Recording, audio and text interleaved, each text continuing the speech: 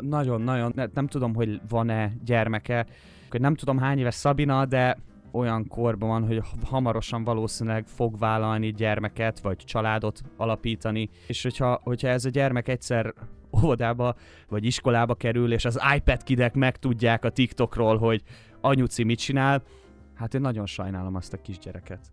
És persze, legyünk a bullying ellen, de azért azt tegyük hozzá, hogy nem biztos, hogy segít.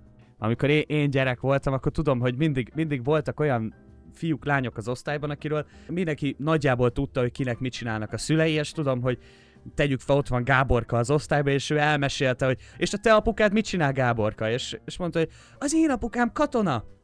De hát akkor tudtuk, hogy Gáborkával nem szabad szarozni. És Jújcsi, neked az anyukád mit csinál?